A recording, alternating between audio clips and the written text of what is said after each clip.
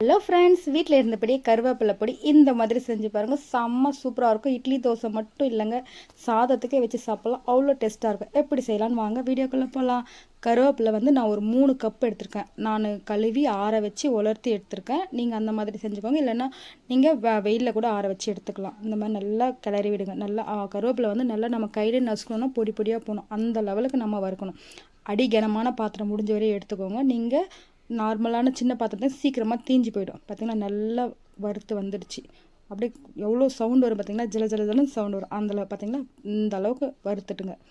இந்த அளவுக்கு வறுத்தா தான் சூப்பராக இருக்கும். இப்போ நம்ம ஒரு பிளேட்டுக்கு மாற்றி எடுத்து ஆற வச்சிடலாம். இப்போ அதுக்கு தேவையான பொருள் 1/4 கப்பு கடலைப்பருப்பு, 1/4 கப்பு உளுத்தம்பருப்பு எடுத்துக்கோங்க. 1 டேபிள் ஸ்பூன் தனியா, 1 டேபிள் ஸ்பூன் சீரகம், கொஞ்சமாக நம்ம வெந்தயம் போட்டுடலாம். காஞ்ச மிளகா காரத்துக்கு ஏற்ற மாதிரி போட்டுக்கோங்க. 1 டேபிள் ஸ்பூன் மிளகு தூள் இருந்தாலும் சரி, மிளகு இருந்தாலும் போட்டுக்கோங்க. போட்டுட்டு நல்லா வறுத்துடுங்க. 1 டேபிள் ஸ்பூன் வெள்ளை எள்ளு போட்டுட்டு நல்லா வறுத்துடுங்க. இந்த அளவுக்கு நல்லா வாசனை வர அளவுக்கு நல்லா வறுத்து எடுத்திங்கன்னா தான் இது சீக்கிரம் கெட்டு போகாமல் இருக்கும். 3 மாதம் வரையும் கூட வச்சுருந்து சாப்பிட்லாம். நல்லெண்ணெய் விட்டு சாப்பிட்டிங்கன்னா செம்ம டேஸ்ட்டாக இருக்கும். முடி வளர்கிறதுக்கு எல்லாத்துக்குமே ரொம்ப ஹெல்ப்ஃபுல்லாக இருக்கும். கருவேப்பிலை பொடி பொறுத்த வரையுமே நீங்கள் அதை தவறாமல் சாப்பிட்றது ரொம்ப நல்லது. பார்த்திங்களா, இந்த அளவுக்கு நல்லா வறுத்துடுங்க. நல்லா பொரிஞ்சு வந்துச்சு. இப்போ இதை ஒரு பிளேட்டுக்கு மாற்றிடலாம். இப்போ ஒரு பிளேட்டுக்கு மாற்றிட்டு ஆற வச்சுடுங்க. 1 டேபிள் ஸ்பூன் பெருங்காயத்தூள் போட்டுக்கோங்க. போட்டுட்டு அதுவும் இதோட சேர்ந்து ஆறட்டும்.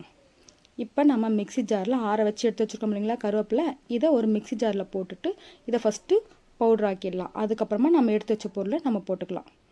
இந்த அளவுக்கு போட்டுட்டு நீங்கள் இப்படி கையில் போட்டு அமுத்துனீங்கனாவே நல்லா பொடி பொடியாக ஆகும். பார்த்திங்களா, இந்த லெவலுக்கு வந்துடுச்சு. இப்போ நம்ம ஆற வச்சுருக்க மற்ற பொருளுங்களை போடலாம். போட்டுட்டு மிக்சி ஜாரில் அரைச்சி எடுத்துடுங்க. அவ்வளோதான், கருவேப்பிலை ரெடி ஆகிடுச்சு. நான் உப்பு போட்டேன், அதை நான் உங்களுக்கு காமிக்க மறந்துட்டேன். உப்பு போட்டுக்கோங்க. இதில் 1 டேபிள் ஸ்பூன் உப்பு போட்டுக்கோங்க. பார்த்திங்களா, எவ்வளோ சூப்பராக இருக்குது. ஆற வச்சு ஒரு கண்டெய்னரில் போட்டு நீங்கள் ஸ்டோர் பண்ணி வச்சுக்கிட்டிங்கன்னா 3 மாதம் வரையும் கூட இது கெட்டு போகாமல் அப்படியே இருக்கும். செம்ம சூப்பரான கருவேப்பிலை பொடி ரெடி ஆகிடுச்சு. வீடியோ பிடிச்சிருந்தா லைக் பண்ணுங்கள், ஷேர் பண்ணுங்கள், சப்ஸ்கிரைப் பண்ண மறக்காதீங்க. என்னவாக இருந்தாலும் கமெண்ட் பண்ணுங்கள். கொஞ்சம் நொரப்பாக அரைச்சி எடுத்துக்கோங்க.